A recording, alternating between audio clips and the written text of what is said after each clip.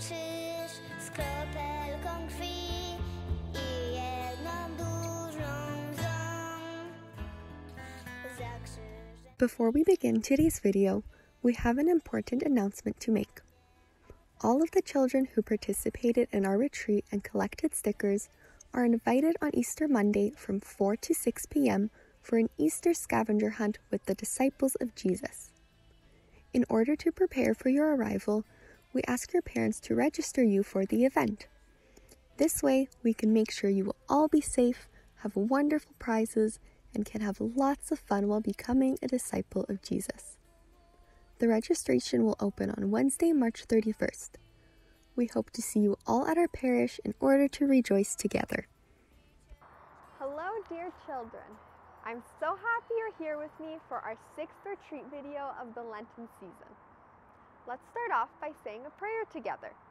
W imię Ojca i Syna i Ducha Świętego. Amen. Ojcze nasz, któryś jest w niebie, święć się imię Twoje. Przyjdź królestwo Twoje.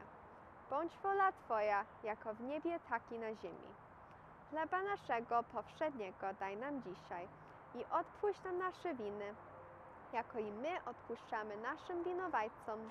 I nie wódź nas na pokuszenie, ale nas zbaw ode złego. Amen. W imię Ojca i Syna i Ducha Świętego. Amen.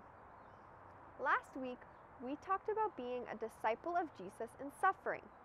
We learned about the importance of calling out to God in our own suffering and helping others as they battle through theirs. But not only is it important to go to God when things are difficult and sad, it is equally important to go to God in happiness and celebration. So that's what we'll be talking about today. How to be a disciple of Jesus in joy and welcoming. Do you know what we'll be celebrating at church this Sunday? Does this picture give you a hint? That's right, it's Palm Sunday, the joyful day when Jesus came into Jerusalem. Do you remember how he arrived?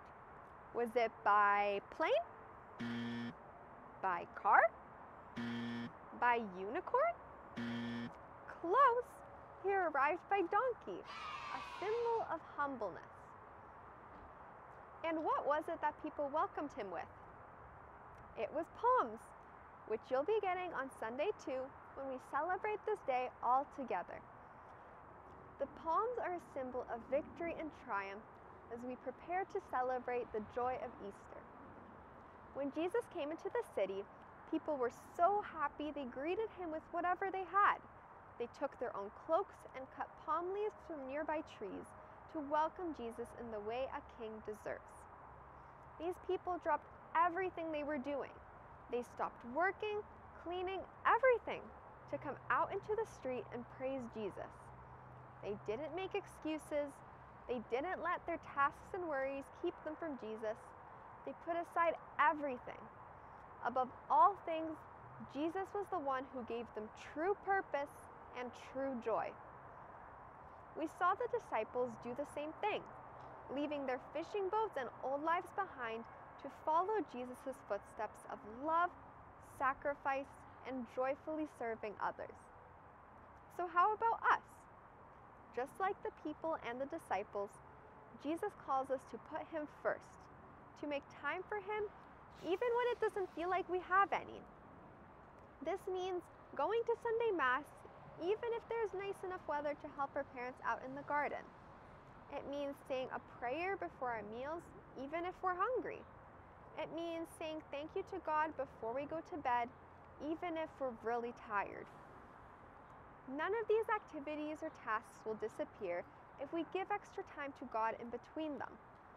By slowing down to be with God, even between or during our everyday tasks, it helps us appreciate the joy that God puts in our hearts with things big and small. It helps us run out to Jesus like the people on Palm Sunday, to welcome him into all the special moments of our lives. He doesn't want us to be held back by our busyness, worry, and distractions, because there is so much joy in our lives when we remember the victory of Jesus.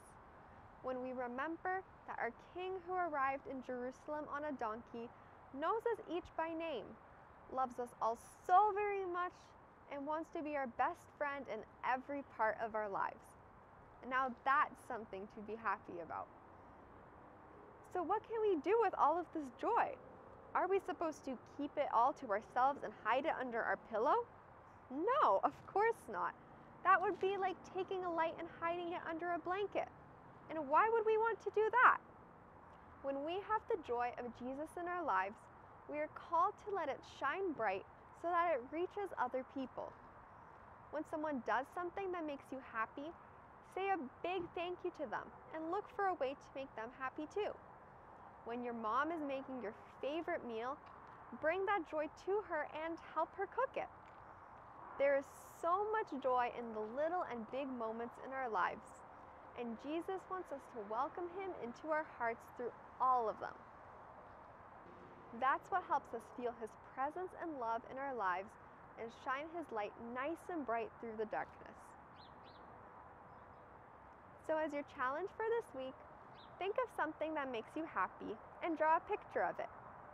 Think of how you can let Jesus into your heart through that activity and share the joy it brings to you with other people. Thank you so much for watching this video.